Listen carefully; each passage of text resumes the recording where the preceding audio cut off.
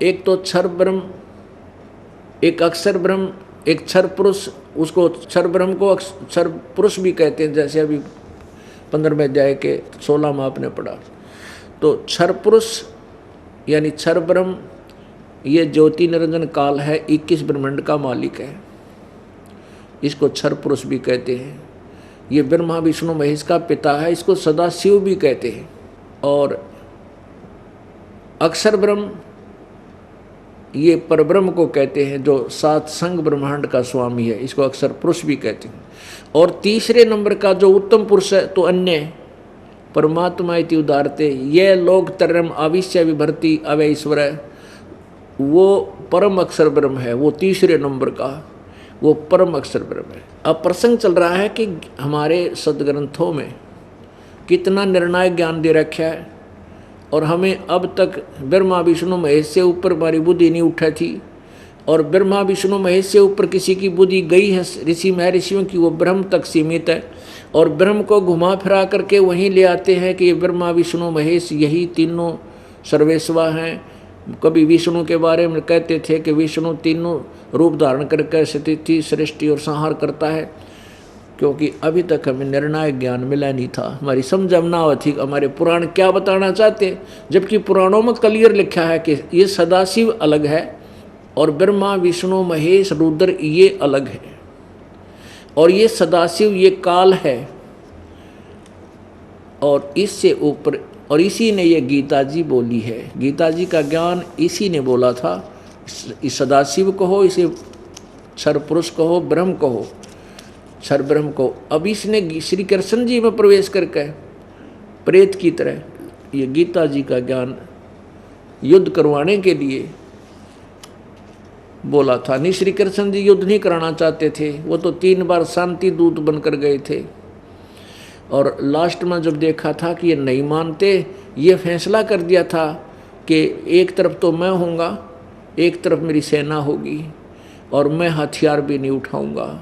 तो क्या फिर वो ऐसे पुण्यात्मा, और फिर युद्ध के समय जब अर्जुन मना कर रहा कि मैं लड़ना नहीं चाहता, भीख मांग कर गुजारा कर लेंगे हम तो, और मैं तो ये चाहता हूँ कि भगवान ये मुझ नियत है को ये दुर्योधन मार दे और मैं मर जाऊं, ये युद्ध टल जावे, यहाँ तक उनके विचार। और उस समय यदि श्री कृष्ण जी बोल रहे होते, कह देते धन्य तेरे माता पिता ने, चल अर्जुन कुछ भी ना बिगड़ा अभी तक, चल मेरे साथ अपने रिश्तेदारों को वहाँ ले चलता हूँ, और कितनी नरसंहार से पीछा छूट जाता है। उसी समय पता था काल ने कि अब कृष्ण मना कर देगा, श्री कृष्ण नहीं युद्ध होने देगा, तो स्वयं आकर के श्री कृष्ण जी के शरीर में प्रवेश कर गया, श्री कृष्ण जी की आत्मा को दबा दिया। जैसे यहाँ प्रेत आते हैं, वो आकर बोलते हैं, उस समय ओरिजिनल आत्मा को कुछ भी पता नहीं मैंने क्या बोला था, उसको हमने बताना पड़ा है कि तूने वो ये ऐसे कह रहा था, ऐसे कह रहा था, ऐसे कह रहा था। तो ऐसे ही गीता जी का ज्ञान श्री कृष्ण जी ने नहीं कहा, श्री कृष्ण जी को तो पता भी नहीं मैंने गीता में बोला क्या था। अब प्रसंग चल रहा है कि 3 परमात्मा तो ये मुख्य हैं, और फिर 3 ये रजगुण ब्रह्मा, सतगुण विष्णु, तमगुण शिव जी, ये केवल एक ब्रह्मांड में एक विभागीय मंत्री हैं, और एक ब्रह्मांड में इनके पिताजी यानी सदाशिव ये काल रूपी ब्रह्म क्षर पुरुष ये एक मुख्य मंत्री का रोल करता है, भूमिका करता है। और जो अक्षर पुरुष है ये 7 शंख ब्रह्मांड का स्वामी है, और परम अक्षर ब्रह्म जो है ये परम अक्षर पुरुष कहो, चाहे परम अक्षर ब्रह्म कहो, चाहे पूर्ण ब्रह्म कहो, चाहे सत्य पुरुष। सत्य पुरुष माने अविनाशी भगवान, जो का आकरण हे मालिक सच्चे, हे सच्चे मालिक। सच्चा मालिक माने वास्तव में जो परमात्मा है, हे सच्चे मालिक, हे सच्चे भगवान, यानी सत्य साहिब माने सच्चा भगवान, जो सदा रहने वाला, कभी जिसका नाश ना हो, वो सत्य साहिब कहो, अविनाशी प्रभु कहो, चाहे सत्य पुरुष कहो। सत्य माने सच्चा, पुरुष माने भगवान, पुरुष प्रभु। अब इस आध्यात्मिक ज्ञान चर्चा में कौन कौन से कंसेप्ट क्लियर किए जाएंगे। एक तो ब्रह्मा विष्णु महेश के माता पिता कौन हैं। परमात्मा ने आज से 600 वर्ष पहले कबीर जी ने बताया था, अपनी प्यारी आत्मा अपनी श्रेष्ठ आत्मा आदरणीय धर्मदास साहिब जी को, जैसे आपने वेदों में पढ़ा, एक बार फिर दिखाएंगे, क्योंकि ये ऐसा ज्ञान है जितनी बार आप सुनोगे उतना ही आनंद आएगा और नए रहस्य जो है आपके समक्ष प्रकट होंगे।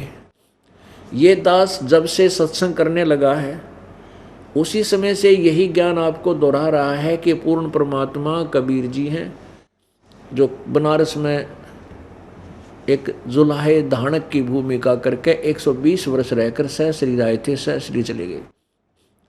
और वो किन किन को मिलने थे?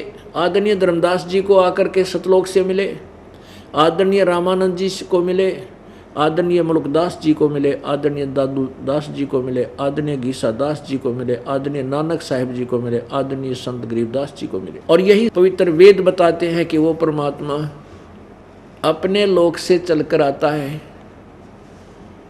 और बिजली विद्युत जैसी गति से, और परमात्मा खुद कहते हैं पहुंचूंगा क्षण एक में जन अपने के हेत, अपने जन के लिए मैं एक क्षण में, फ्रैक्शन ऑफ सेकंड में, एक पल में आ जाऊंगा।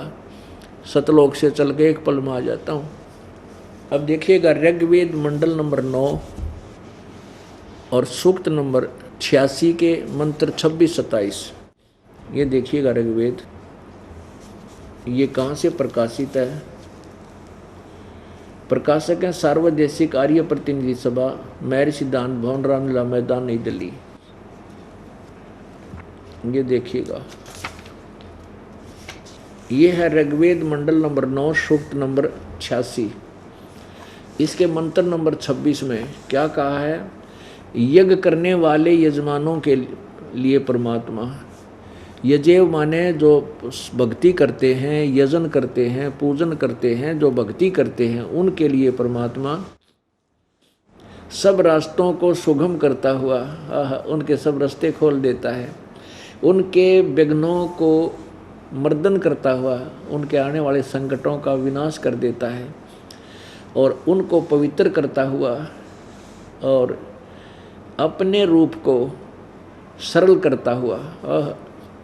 यानी परमात्मा का सतलोक के अंदर भगवान कबीर परमेश्वर जी का शरीर इतना तेजों में है कि एक रोमकूप की रोशनी करोड़ सूर्य और करोड़ चंद्रमा की रोशनी से भी अधिक है। यदि परमात्मा उस शरीर से जो का तू यहाँ जावा तो हमारी उल्लू की तरह सबकी आंखें बंद हो जाए, कुछ नहीं देख सकते हम उसको। तो परमात्मा अपने हल्के तेज पुंज का रूप बना के, जैसे 1000 वाट का बल्ब हो, बल्ब, और उसके ऊपर एक और कवर सा चढ़ा देते हैं, गोल गोल लुटिया जैसा, और उसके कारण उसका हल्का प्रकाश हो जाता है, बहुत ही कम। तो ऐसे परमात्मा अपने ओरिजिनल शरीर को बिल्कुल हल्के तेज पुंज का बना करके, सरल करके यहाँ आता है। और वही वेद गवाही देते हैं। ये वेद तो दास ने अभी देखे हैं, बाद में बहुत लास्ट में, और जो ज्ञान आपको पहले बताया जाता था, आज उसका ये सदग्रंथ पवित्र वेद उसको समर्थन कर रहे हैं कि जो ज्ञान पहले परमात्मा ने दिया था वो सत्य है। यज्ञ करने वाले के लिए परमात्मा, ये 26 मंत्र हैं ऋग्वेद मंडल नंबर 9 का सूक्त नंबर 86 मंत्र 26 में। यज्ञ करने वाले, यजेव माने जो भक्ति करते हैं उन भक्तों के लिए, यज्ञ करने वाले यजमानों यानी भक्तों के लिए परमात्मा सब रास्तों को सुगम करता हुआ उनके विघ्नों को, उनके संकटों को मर्दन करता है, नष्ट करता है, उनको पवित्र करता हुआ और अपने रूप को सरल करता हुआ वह कांतिमान परमात्मा। अब यहाँ देखो, ये कबीर अत, इन्होंने इसका अपसर्ग लगा दिए और इसका अर्थ सर्वज्ञ कर दिया। हम इसको कबीर देव लिख दें, कबीर देव। अपनात्मा यहाँ थोड़ा सा ये जो संस्कृत के आचार्य कहलाते हैं ये टांग अड़ा देते हैं, कहते हैं व्याकरण की दृष्टिकोण से कबीर को कबीर कैसे कह दिया। देखो अब हम वेदों को वेद बोल देते हैं, वेद। हम अपनी साधारण भाषा में, अपनी लोकल लैंग्वेज में वह को ब बोला, जैसे कोई वेद प्रकाश उसका नाम वेद प्रकाश बोलेंगे। तो ऐसे ही हम कबीर, ये कबीर देव माने परमात्मा परमेश्वर, और कबीर माने कबीर। इस कबीर देव को हमने लिया, कबीर देव, कबीर साहब, कबीर भगवान, कबीर परमात्मा, कबीर, तो हम उसको कबीर साहब कहने लगे, उसका नाम कबीर हमने पका दिया। अपनात्मा जैसे ये यजुर्वेद है, जैसे ये यजुर्वेद देखिएगा। अब इसको और गहराई से समझाते हैं थोड़ा, अब क्लियर करते हैं इस पॉइंट को, क्योंकि अब ये ज्ञान इंटरनेशनल लेवल पर चलेगा। अब ये किसी का रोका नहीं रुकेगा। अब यहाँ देखिए, अब ये यजुर्वेद है। अब हमने इसको सिंपल करके अब इस परिभाषा, ये आध्यात्मिक ज्ञान गंगा और परमेश्वर का सार संदेश के अंदर बहुत ही अच्छे ढंग से समझाया है, यहीं से आपके समक्ष रखते हैं। अब देखिएगा, ये यजुर्वेद है। अब जैसे कोई दूध की महिमा गा रहा है, कोई दूध के विषय में जानकारी दे रहा है, पौष्टिक आहारसी, पेय पदार्थसी, सवेदसी, अमृत उपमा, सर्वा मानुषा नाम पेयम, सैतुम दुग्धसी। अब ये दुग्ध शब्द है। अब कोई कहे कि एक सफ़ेद है, दूध की महिमा गावे, जो पौष्टिक आहार है, शरीर की पुष्टि करने वाला आहार है, पीने का तरल पदार्थ है, सफ़ेद है, अमृत सदृश है, वह सभी मनुष्यों के पीने योग्य है। और दूध का अर्थ कर दे पौष्टिक तरल है। अब यहाँ लिखना चाहिए दूध है, तो दूध को ढूंढेंगे, दूध की महिमा चल रही है।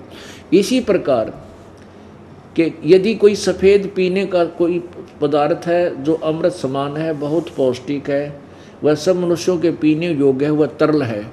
फिर कोई पूछे कि वो तरल पदार्थ कहाँ है, उत्तर मिले तो वह तो निराकार है, प्राप्त नहीं हो सकता।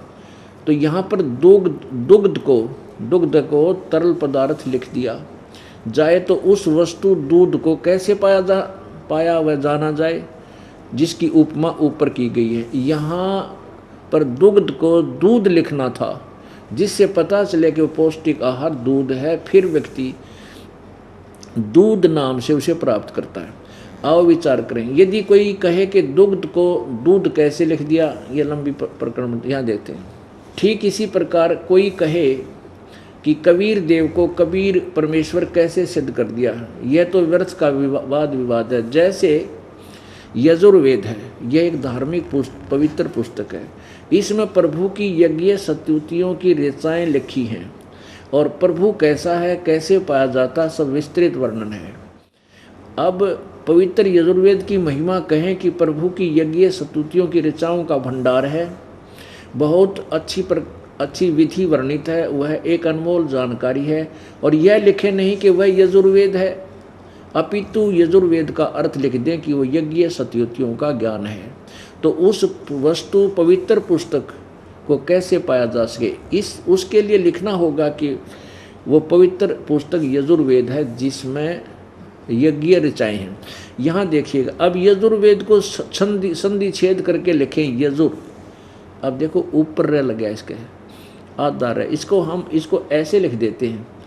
और यजुर्वेद भी वही पवित्र पुस्तक यजुर्वेद का बोध है, इसको ऐसे लिख दिया। और इसको ऐसे लिख दें यजुहु वेद, भी वही पवित्र पुस्तक वेद का ही बोध है, जिसमें यज्ञ स्तुति की ऋचाएँ हैं। अपनात्माओं, अब जैसे इन्होंने यहाँ देखिएगा, ठीक इसी प्रकार चारों पवित्र वेदों में लिखा है कि कबीर परमेश्वर है, जो सर्वशक्तिमान, जगत पिता, सर्वसृष्टि रचनहार, कुल का मालिक, पाप नाशक, काल की कारागार से छुटाने वाला अर्थात बंदी छोड़ है। इसको कबीर देव लिखें तो भी कबीर परमेश्वर का बोध है।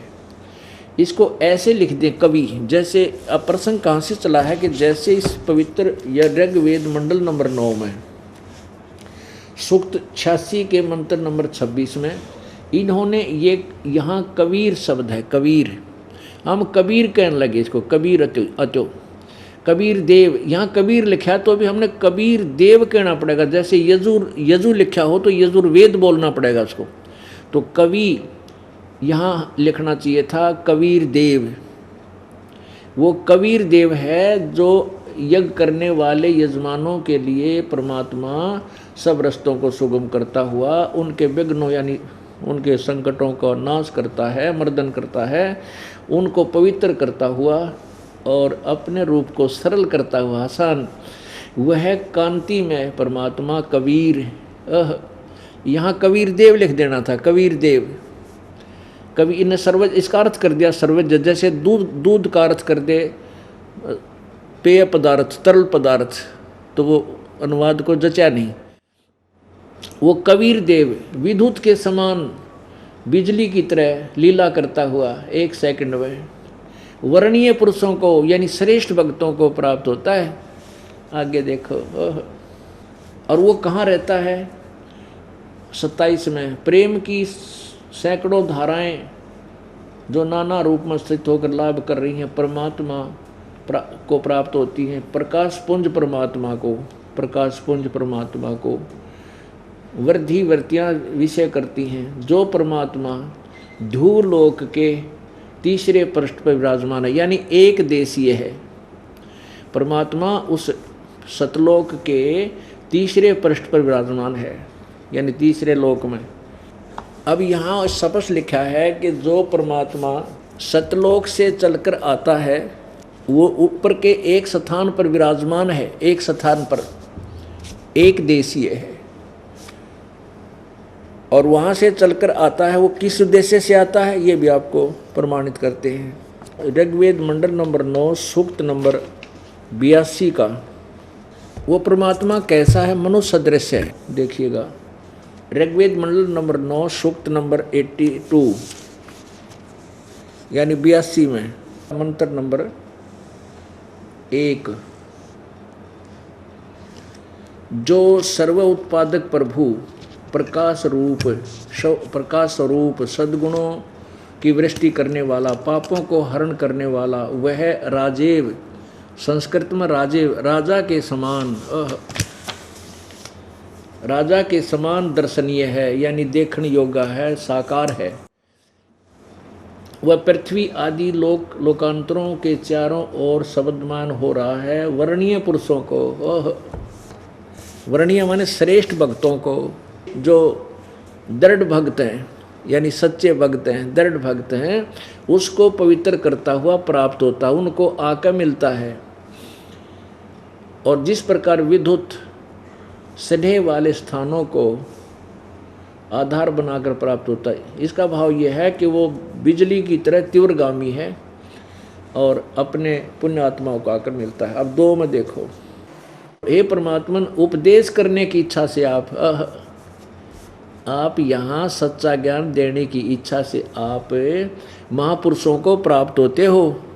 वेद कह रहा पुण्यात्माओं, दास नहीं। दास तो पहले वो मौखिक बताता था, अब देखो ये ज्ञान जो दास पहले बताता आ रहा है, जो पुण्यात्मा इस दास के साथ 10-15 वर्ष से जुड़े हैं, वो अच्छी तरह समझते हैं कि वेदों से पहले भी यही ज्ञान ज्यों का त्यों दिया जा रहा था। जब तक वेद दास ने देखे भी नहीं थे इनकी शक्ल कैसी होती है, क्योंकि हमारे परमात्मा कबीर जी ने ये तत्व ज्ञान पहले ही अपना सिंपल लैंग्वेज में नौका ने बता रखा था।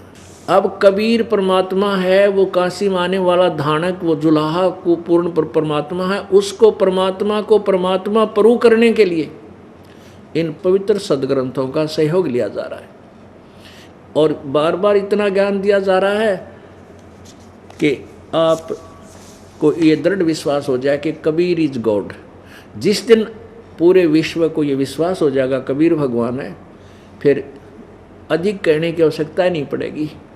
एक दूसरे के जैसे हम पहले लोक वेद ये दंत कथा सुना करते, ब्रह्मा विष्णु महेश अजरो अमर है, सर्वशक्तिमान है, महेश्वर है, मृत्युंजय है, इनकी कोई माता पिता नहीं, तो प्रत्येक ने इस झूठ, इस असत्य को और लाखों बार सुनकर सत्य मान लिया था। तो नो ऑब्जेक्शन था, सभी ने कहते हाँ बिल्कुल सही है, ऐसा ही है, ऐसा ही है।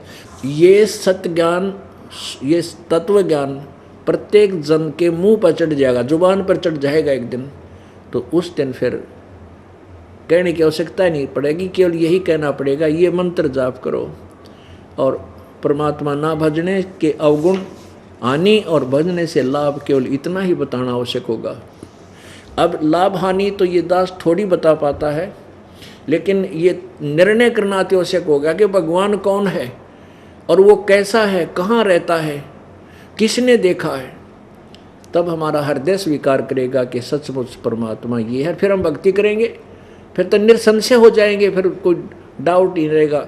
गीता जी अध्याय नंबर 2 के श्लोक 53 में कहा कि अर्जुन, जब तेरी बुद्धि भिन्न भिन्न प्रकार के भ्रमित करने वाले वचनों से हटकर एक तत्व ज्ञान पर आश्रित हो जाएगी, परमात्मा के ऊपर आश्रित हो जाएगी, तब तो तू भगत बनेगा, तब तो तू योग को प्राप्त होगा। अब देखो क्या बता रहे हैं, ऋग्वेद मंडल नंबर 9 सूक्त 82 में, इसके मंत्र नंबर 2 में, हे परमात्मन, उपदेश करने की इच्छा से आप महापुरुषों को प्राप्त होते हो। ओह, बस इतना ही सिद्ध करना चाहते थे कि आप अत्यंत गतिशील पदार्थ के समान हमारे आध्यात्मिक यज्ञ को प्राप्त होते हैं, जैसे अत्यधिक गतिशील पदार्थ की तरह, जैसे बिजली की तरह सेकंड में आ जाते हो आप अपने बच्चों के पास जहाँ तेरी चर्चा होती है। परमात्मा कहते हैं, जहाँ जन की महिमा सुनूं ता मैं गवन करते, वो तो नगर अमान है जहाँ मेरे प्यारे संत। जहाँ मेरे प्रियजन मेरी चर्चा करते हैं वहाँ मैं गवन करंत, यानी मैं वहाँ चला जाता हूँ, पहुँच जाता हूँ, विद्यमान रहता हूँ, कहीं मेरे उस धार्मिक अनुष्ठानों में कोई निकम्मी आत्मा बाधा ना कर दे। आगे देखो 3 में वो क्लियर भी कर दिया है। ऋग्वेद मंडल नंबर 9 सूक्त 82 यानी 82 का मंत्र 3 क्या बताता है कि पवित्र यज्ञों में रक्षा से आप प्राप्त होते हैं। इसका अर्थ ये है कि रक्षा के लिए आप वहाँ अपने प्यारे भक्तों की, जहाँ पवित्र यज्ञ होते हैं, शास्त्र अनुकूल साधना अनुष्ठान होते हैं, आप रक्षा से यानी रक्षा के लिए वहाँ प्राप्त होते हैं, वहाँ पहुँच जाते हो। पृथ्वी आदि लोकांतरों में, लोकांतरों में गति करते हुए चलते फिरते सर्वव्यापक नहीं है, आप है, मानी आप सर्वव्यापक नहीं है, स्वयं गतिशील होकर विराजमान होते हो, यानी वहाँ से चलकर आते हो। अब इन्होंने अनुवाद बहुत गोलमोल करके करने की चेष्टा की, फिर भी सच्चाई नहीं छुप सकी। इसका वास्तविक अनुवाद तो कुछ और होगा। अब देखिएगा, ऋग्वेद मंडल नंबर 9 सूक्त नंबर 20 मंत्र नंबर 1, ये कबीर देव, ये स्पष्ट लिखा कबीर देव। इन्होंने क्या कर दिया है कि वह परमात्मा कवि, मेधावी अर्थ कर दिया कवि का। यहाँ पर हम कबीर या कबीर कहें, कबीर है और सबका रक्षक है, विद्वानों की तृप्ति के लिए ज्ञान देता है। यानी सच्चा ज्ञान तृप्त, उसी के ज्ञान से जीवात्मा तृप्त होती है और दुष्टों को मारता है, निकम्मी आत्माओं को संहार करता है। अब हमने ये क्लियर करना है कि परमात्मा कैसा है और कहाँ रहता है। परमात्मा नर आकार है, मनुष्य जैसा है। सबसे पहले हम आपको पवित्र बाइबल में दिखाते हैं परमात्मा कैसा है, और फिर पवित्र कुरान शरीफ में आप देखोगे परमात्मा कैसा है, और फिर पवित्र वेदों में देखोगे परमात्मा मनुष्य जैसा है। और फिर जिन पुण्यात्माओं को परमात्मा आकर मिले हैं, खुद स्वयं आकर के उनको अपनी सतिथि से परिचित कराए, वो संत आँखों देखे गवाह बताएंगे परमात्मा नर आकार है, मनुष्य जैसा है, उसका नाम कबीर है, वो सह शरीर है। अब सबसे पहले आपको पवित्र बाइबल दिखाते हैं। अब पुण्यात्मा, जिस भी धर्म से हम संबंधित हैं, पुण्यात्माएं वो स्वयं ही अपने सद्ग्रंथों से अपरिचित हैं। हमारे सद्ग्रंथ हमें क्या संदेश दे रहे हैं। अच्छा, पवित्र ईसाई धर्म के व्यक्तियों से पूछो कि परमात्मा गॉड कैसा है, what is the form of God, तो वो क्या कहेंगे, गॉड इज फॉर्मलेस, परमात्मा निराकार है। अर्थ पवित्र बाइबल कह रहा है कि परमात्मा मनुष्य जैसा है, तुम फॉर्मलेस बता रहे, वो तो उसकी फॉर्म है मनुष्य जैसे है वह। देखिएगा ये पवित्र बाइबल, उत्पत्ति ग्रंथ, ये संपूर्ण जीवन अध्ययन बाइबल, ये कहाँ से प्रकाशित है ये भी देखते हैं। पवित्र बाइबल संपूर्ण जीवन अध्ययन बाइबल, प्रबंधक संपादक डेविड स्टुअर्ट, अंग्रेजी प्रधान संपादक डोनाल्ड सी स्टाम्स MA MDV, संयुक्त संपादक जे वेस्ले आदम्स, संपादकीय समिति है इतनी बड़ी सारे, यानी ये बिल्कुल फाइनल है। ये full life study the Bible, life publishers international, Springfield Mussoorie, इतने USA से प्रकाश छपा है, USA। अच्छा, इसके प्रश्न नंबर 5 पे उत्पत्ति ग्रंथ, ये उत्पत्ति ग्रंथ है, जेनेसिस 1 अध्याय, यानी उत्पत्ति ग्रंथ का अध्याय नंबर 1 का और श्लोक नंबर आपको 26 सुनाएंगे, 26-27 में। अब इसमें क्या है कि जैसे परमात्मा ने 6 दिन में सृष्टि रची, जैसे यहाँ से प्रारंभ किया, ये उत्पत्ति ग्रंथ यहाँ 4 से शुरू होता है, प्रश्न नंबर 4 से। आदि में परमेश्वर ने आकाश और पृथ्वी की सृष्टि की, पृथ्वी बेडौल थी, सुनसान पड़ी थी। इस प्रकार ये पहला दिन हो गया। दूसरे दिन फिर सांझ हुई, फिर भोर हुआ, फिर दूसरा दिन हो गया, यानी परमेश्वर ने दूसरे दिन जल बनाया, ऐसे ऐसे हैं, फिर सांझ हुई, फिर भोर हुआ, फिर तीसरा दिन हो गया। इस प्रकार पृथ्वी से हरी हरी घास और छोटे छोटे पेड़, जिनमें अपनी अपनी जाति के अनुसार बीज होता है, फलदायी वृक्ष जिनके बीज एक एक बीज जाति के अनुसार उन्हीं में होते हैं, उगे, और परमेश्वर ने देखा अच्छा है। ये तो इसको एक दिन ऐसा बनाया, तो तीसरे दिन और चौथे दिन सांझ हुई, फिर भोर हुआ। जैसे ये ऊपर जीवित प्राणी की भी सृष्टि की, जो चलते फिरते आदि आदि, तो परमेश्वर ने उनसे कहा कि आशीष दी और फूलो फूलो, समुद्र जल और में भर जाओ और पृथ्वी पर बढ़े। इस प्रकार सांझ हुई, फिर भोर हुआ, फिर 5वां दिन। अब यहाँ 6वां दिन आता है। 26 में कहा कि फिर परमेश्वर ने कहा, हम मनुष्य को अपने स्वरूप के अनुसार अपनी समानता में बनाए। देख, कट गया सारा झंझट, मिट गया। कहते हैं हम, परमेश्वर ने कहा, हम मनुष्य को अपने स्वरूप के अनुसार अपनी समानता में बनाएं, और वे समुद्र की मछलियों और आकाश के पक्षियों और घरेलू पशुओं और सारी पृथ्वी पर जो रेंगने वाले जंतुओं पर, जो पृथ्वी पर रेंगते हैं, अधिकार रखे। तब परमेश्वर ने मनुष्य को अपने स्वरूप के अनुसार उत्पन्न किया, अपने ही स्वरूप के अनुसार परमेश्वर ने उसको उत्पन्न किया, नर और नारी करके उसने मनुष्य की सृष्टि की। अब देखो, अब परमात्मा कैसा भाई, जब भगवान ने मनुष्य को अपने जैसा बनाया तो भगवान भी मनुष्य जैसा साकार हुआ, वो फॉर्मलेस कैसे हो गया। और अभी तक ये गाटा जोड़ रखा था, भगवान निराकार है, भगवान निराकार है। रतरा गजब हुई है, इतने सूझबूझ के काम और इतनी बड़ी पृथ्वी, इतने आकाश और ऐसे पदार्थ भगवान ने बनाए, निराकार के ऊपर बना देगा उसने। निराकार कारीगर एक खुरचना तो बना के दिखा दो, यानी कोई एक पेचकस बना के दिखा दे, कमाल की बात कर रखी थी, कति अंधे कर रखे थे। अब आगे देखो और प्रमाण पवित्र बाइबल में। अब प्रश्न नंबर 9 पे आपको दिखाते हैं, ये देखो प्रश्न नंबर 9, और मनुष्य का पतन। योहा परमेश्वर ने जितने बनेले पशु बनाए उनमें सर्वदुर्लभ था। उसने स्त्री से कहा, ये मनुष्य जो आदम और वो बना दिया ना, हम नीचे आना चाहते हैं, यहाँ देखेंगे।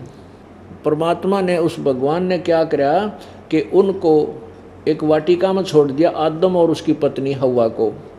तब उन दोनों की, अब यहाँ पढ़ना पड़ेगा सारा जब सुन पाओगे।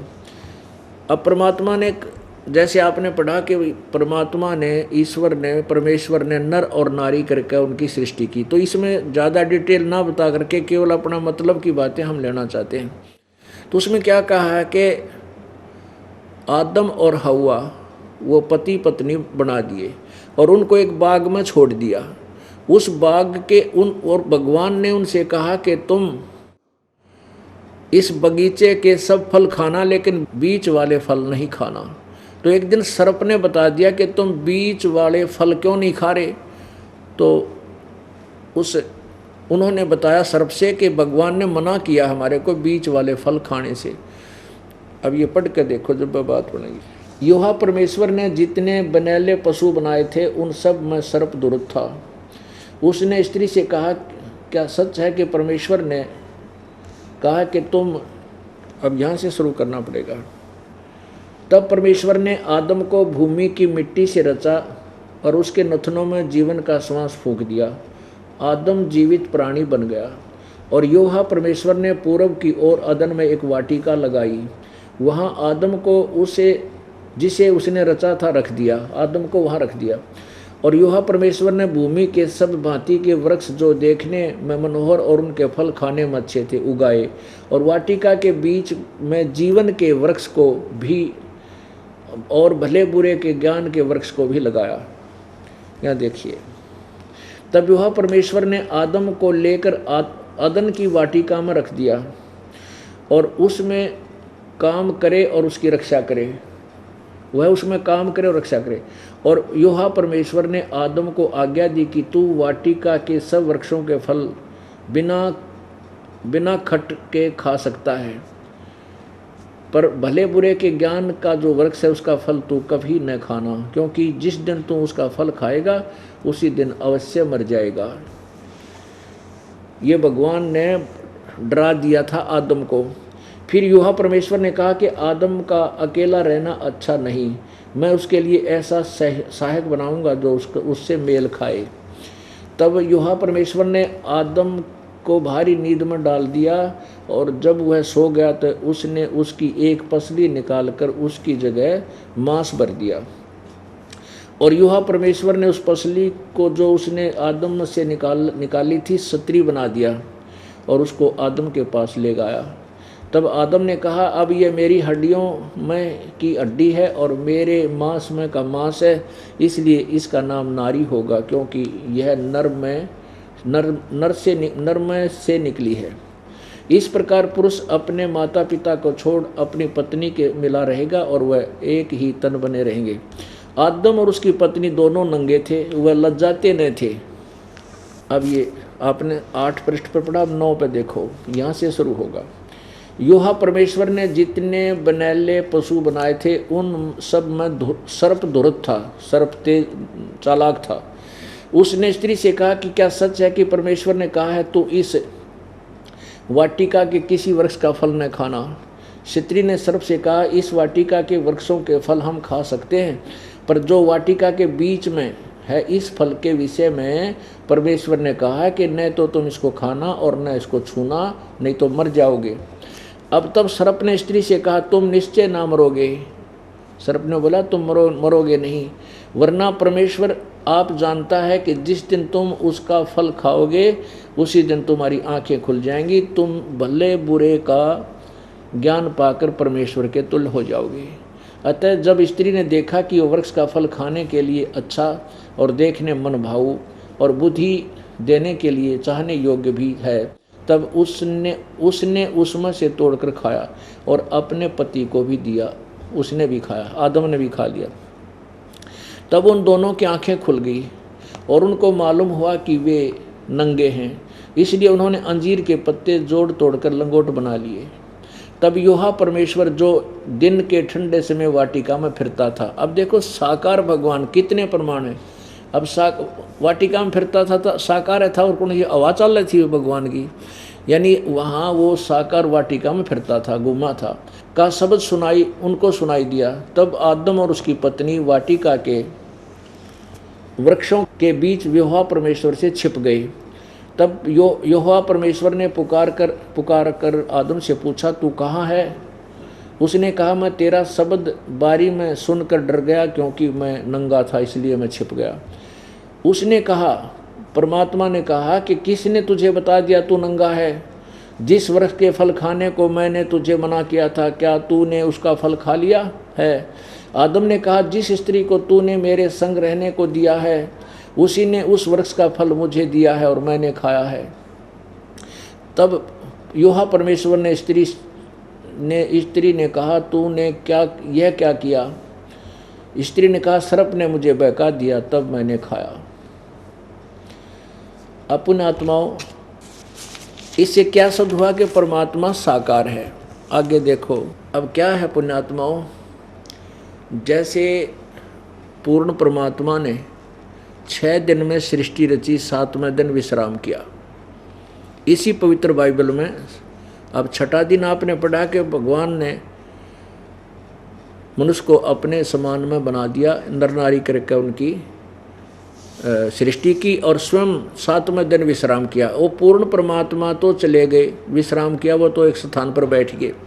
उसके बाद यहाँ की बागडोर इस काल ने संभाल ली, इस ज्योति निरंजन ब्रह्म ने, और इसने आगे अपने 3 पुत्रों को दे दी। अब देखो पवित्र हिंदू धर्म के सदग्रंथों से कितना मेल खाते हैं ये पवित्र बाइबल। इसमें एक से अनेक परमात्मा, जैसे आप दास आपको बता रहा कि 3 परमात्मा पवित्र गीता जी ने बताया, ऐसे पवित्र बाइबल भी आपको सिद्ध करेगा कि अनेक भगवान हैं। ये देखिएगा, ये प्रश्न नंबर 10 बाइबल का और उत्पत्ति ग्रंथ है और इसका 3 नंबर अध्याय है और इसका श्लोक नंबर 20, 21, 22 सुनेंगे। और यहोवा परमेश्वर ने आदम और उसकी पत्नी के लिए चमड़े के अंगरखे बनवाकर उनको पहना दिए। परमात्मा साकार है, उनके कपड़े बनवा के ले और उनके पर आए। आगे देखो, फिर यहोवा परमेश्वर ने कहा कि मनुष्य भले बुरे का ज्ञान पाकर हम में से एक के समान हो गया। इससे सिद्ध है कि भगवान एक से अधिक हैं देवता। हम यानी भले, देखो यहोवा परमेश्वर ने कहा कि मनुष्य भले बुरे का ज्ञान पाकर हम में से एक के समान हो गया। इससे है कि एक से अधिक हैं भगवान। इसलिए अब ऐसा ना हो कि ये हाथ बढ़ाकर जीवन के वृक्ष वाला फल भी तोड़कर खा ले और सदा जीवित रहे। अब आपको और दिखाते हैं प्रश्न नंबर 23 पर। ये देखिएगा, परमात्मा साकार और अनेक, ये प्रमाण पवित्र बाइबल में आपके समक्ष प्रस्तुत किया जा रहा है। उत्पत्ति ग्रंथ चल रहा है, ये उत्पत्ति ग्रंथ इसके 17वें अध्याय में मंत्र नंबर 1 श्लोक में, जब अब्राहम 99 वर्ष का हो गया तब यहोवा यानी परमेश्वर ने उसको दर्शन देकर कहा, मैं सर्वशक्तिमान ईश्वर हूँ, मेरी उपस्थिति में चल और सिद्ध होता जा। इससे सिद्ध होगा भगवान साकार, उसने दर्शन दिए। आगे देखो, एक से अनेक परमात्मा के बारे में और दिखाते हैं आपको। ये 24 नंबर पृष्ठ पर वही उत्पत्ति ग्रंथ 18वें का प्रथम। अब यहाँ देखिएगा, 3 अतिथि। अब्राहम मामरे के बांज वृक्षों के बीच कड़ी धूप के समय तंबू के द्वार पर बैठा हुआ था। तब यहोवा परमेश्वर ने दर्शन दिया। उसने आंख उठाकर दृष्टि की तो देखा 3 पुरुष उसके सामने खड़े हैं। ये 3 भगवान खड़े हैं, तीनों रजगुण ब्रह्मा, सतगुण विष्णु, तमगुण शिव जी। जब उसने उन्हें देखा तो तब उनसे भेंट करने के लिए तंबू के द्वार से दौड़ा और भूमि पर गिरकर दंडवत किया और कहने लगा, हे प्रभु, यदि मुझ पर तेरी अनुग्रह की दृष्टि है तो मैं विनती करता हूँ कि अपने दास के पास से चले न जाना। मैं थोड़ा सा जल लाता हूँ और आप अपने पाँव धोकर इस वृक्ष के नीचे विश्राम करें। फिर मैं एक टुकड़ा रोटी के ले आऊँ और आप उससे आप अपने अपने जीव को तृप्त करें। तब उसके पश्चात आगे बढ़ें क्योंकि आप अपने दास के पास इसलिए पधारे हैं। उन्होंने कहा, जैसा तू कहता है वैसा ही कर। अब क्या सिद्ध हो गया? पवित्र बाइबल ने सिद्ध कर दिया परमात्मा साकार है और भगवान एक से अनेक हैं। एक से अनेक कौन है? एक तो एक है, उसके बाद ये काल है वो गुप्त रहता है और अपने इन तीनों पुत्रों को सबको व्यवस्थित रखता है।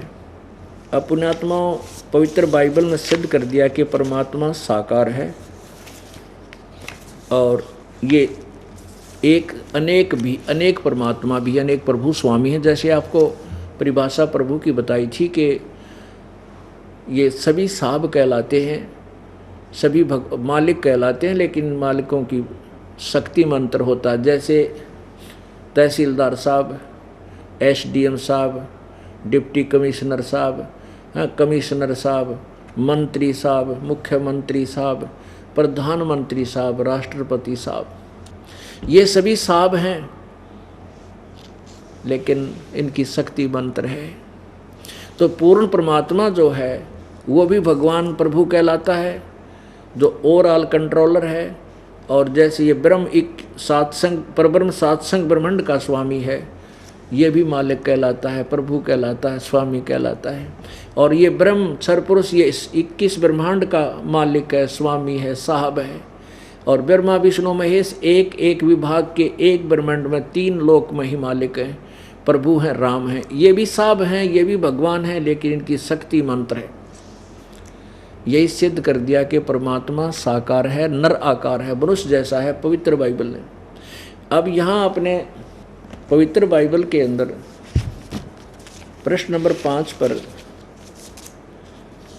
थोड़ा सा और पढ़ें ताकि आगे पवित्र कुरान शरीफ में इसका सहयोग मिलता है। यहाँ और देखिएगा पवित्र बाइबल, ये पवित्र बाइबल है और इसके प्रश्न नंबर 5 पर ये थोड़ा सा और लेना पड़ेगा साथ में, उत्पत्ति ग्रंथ का।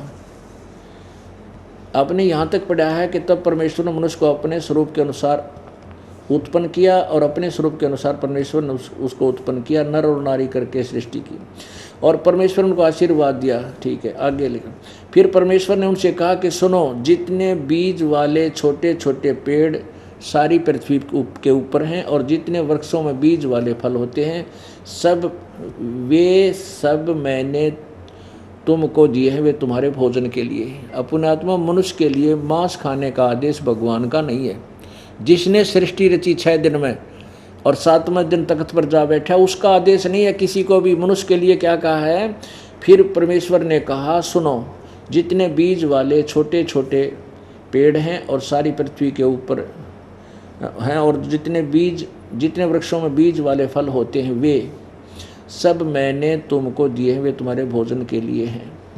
या मांस खाने का कोई आदेश नहीं, पशु पक्षियों को भी नहीं है। फिर जितने पशु, पृथ्वी के पशु और आकाश के पक्षी और पृथ्वी पर रेंगने वाले जंतु हैं, जिनमें जीवन का प्राण है, उन सब के खाने के लिए मैंने सब हरे हरे छोटे पेड़ दिए हैं। और वैसा ही हो गया।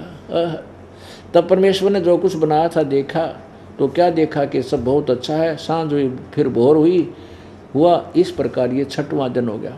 यूँ आकाश और पृथ्वी और उनकी सारी सेना का बनाना समाप्त हो गया और परमेश्वर ने अपना काम जिसे वह करता था 7वें दिन समाप्त किया। उसने अपने किए हुए सारे काम से 7वें दिन विश्राम किया। इसका सहयोग अपने को मिलेगा पवित्र कुरान शरीफ में। पवित्र कुरान शरीफ के अंदर लगभग 60% विवरण पवित्र बाइबल वाला ही है। अब देखिएगा पवित्र कुरान शरीफ, इसमें क्या लिखा है कि यह वह इलामी किताब है जिसमें कोई संदेह की गुंजाइश नहीं। यानी इसमें जो लिखा है वो बिल्कुल ओके है। कुरान शरीफ रूपांतरकार है नंद कुमार अवसथी, शेरवानी संस्करण। और ये कहाँ से प्रकाशित है?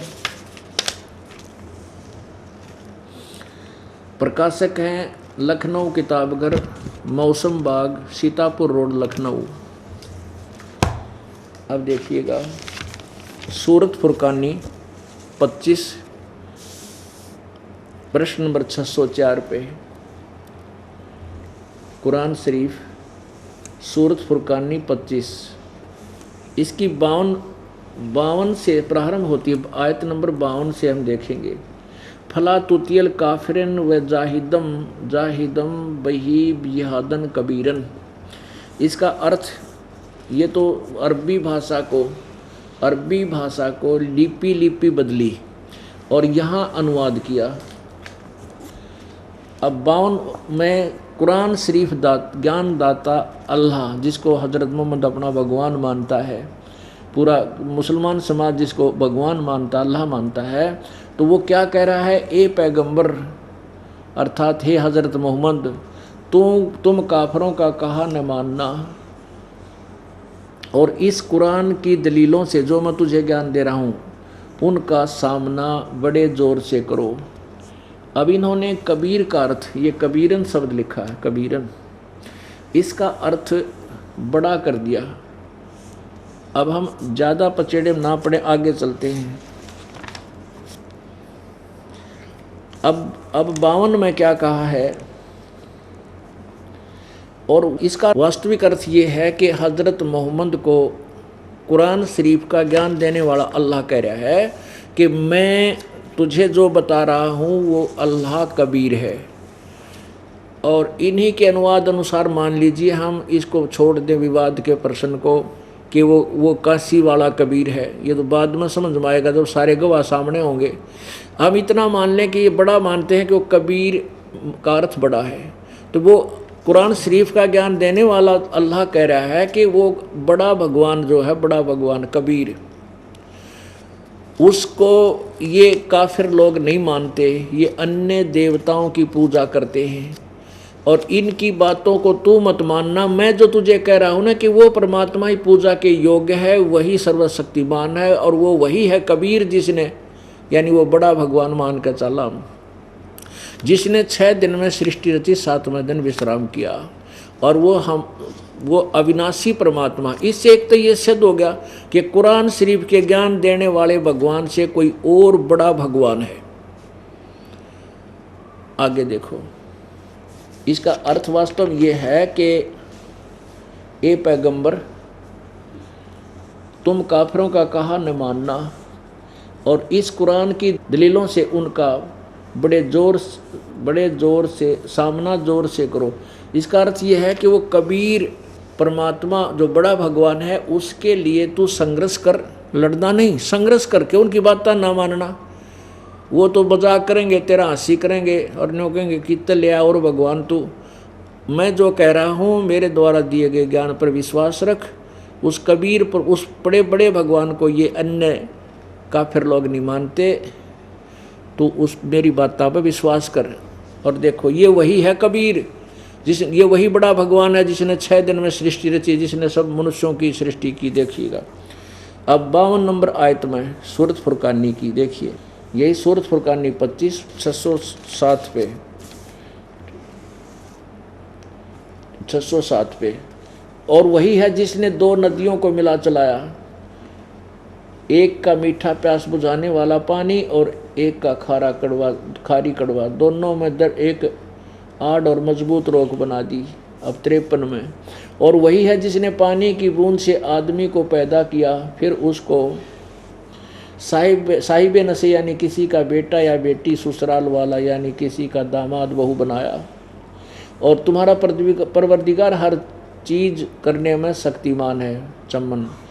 अब 55 देखो, काफिर अल्लाह के सिवाय ऐसों को पूजते हैं, यानी उस पूर्ण परमात्मा की, कुरान शरीफ का ज्ञानदाता कह रहा है कि कोई और परमात्मा है, उसकी बजाय अल्लाह के सिवाय ऐसों को पूजते हैं जो उनको न नफ़ा पहुंचा सकते हैं और न उनको नुकसान। और काफिर तो अपने परवरदिगार से पीठ दिए हुए हैं, मुंह मोड़े हैं। ए पैगंबर, अब 56 नंबर में, ए पैगंबर, हमने तुमको खुशखबरी सुनाने और अजाब से डराने के लिए भेजा है। इन लोगों से कहो कि मैं तुमसे इस अल्लाह के हुक्म पर कुछ मजदूरी नहीं मांगता, हाँ जो चाहे अपने परवरदिगार तक पहुंचने की राह इख्तियार कर ले। अब 57-58 में क्या कहा है, ए पैगंबर, उस जिंदा पर भरोसा रख। ओए होए, इन्होंने जिंदा कर चैतन्य कर दिया। पुण्यात्माओं, परमात्मा ने अपनी वाणी में लिखा है कि हम जिंदा रूप धर के और हजरत मोहम्मद को मिले थे और उनको सतलोक लेकर गए थे, लेकिन वो इच्छा रूपी, कहते हैं हम मोहम्मद को वहाँ ले गयो, इच्छा रूपी वहाँ नहीं रहो, उल्ट मोहम्मद महल पठाया, गुज बीरज एक कलमा लाया, कहते हैं रोजा बंग नमाज दे रे, बिस्मिल की नहीं बात कही रे। कबीर परमेश्वर जी हजरत मोहम्मद को वहाँ सतलोक लेकर गए थे, लेकिन उससे पहले हजरत मोहम्मद जी को जबरील नाम के देवता ने, फरिश्ते ने इतना डरा धमका के उनके गर्दन को अंदर ही अंदर इतना दबा करके डरा के अपने वाला ज्ञान, इस कुरान शरीफ वाला ज्ञान, इस काल भगवान, अव्यक्त भगवान काल ब्रह्म तक का ज्ञान ठोक ठोक कबर दिया। और वो इतना डर गया कि यदि मैंने इस ज्ञान का रिजेक्ट कर, इसको मना कर दिया तो वो मेरे साथ और ज़्यादा दुर्गति ना कर दे मेरी। तो कहते हैं इच्छा रूपी वहाँ नहीं रहो, उल्ट मोहम्मद महल पठाया, हजरत मोहम्मद को वापस शरीर में भेज दी उसकी आत्मा को। और कहते हैं गुज बीरज एक कलमा लाया, रोजा बंग नमाज दे रे, रोजे की भी कही थी हजरत मोहम्मद ने रोजा रखो, और बंग और आवाज़ लगानी, और नमाज 5 नमाज की भी उसने आज्ञा दी थी, लेकिन बिस्मिल की नहीं बात कही रे। उसने ये गायें और बकरे मारने बिस्मिल करने का हजरत मोहम्मद का आदेश नहीं है। कहते हैं नबी मोहम्मद नमस्कार है राम रसूल कहाया, 1,80,000 को सौगंध जिन नहीं करत चलाया। अरस कुरस पर अलह तकत है, अरस कुरस पर अलह तकत है, यानी आसमान के ऊपरले हिस्से में परमात्मा का स्थान है। अरस कुरस पर अलह तकत है, खालिक बन्नी खाली, वह पैगंबर पाक पुरुष थे साहिब के अब्दाली। जिन महापुरुष जो तुम्हारे पूर्वज हुए हैं, हजरत मोहम्मद जी ने कभी मांस नहीं खाया, और 1,80,000 उनके अनुयायी हुए थे, उन सौगंध है उन्होंने भी मांस तक नहीं छुआ। अब आप जी अपनी जीभ चटोरी के कारण ये पाप के भागी बन रहे हो, और साथ में भोली आत्मा मुसलमानों को भी ये कह रहे। अपना आत्मा, एक तो ये प्रश्न हल हो गया।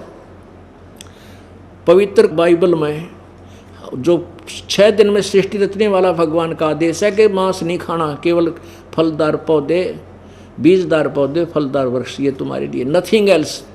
उसके बाद यदि पवित्र बाइबल में मांस खाने का आदेश है तो अल्लाह का नहीं, वो किसी और फरिश्ता का, वो हमें मान्य नहीं है।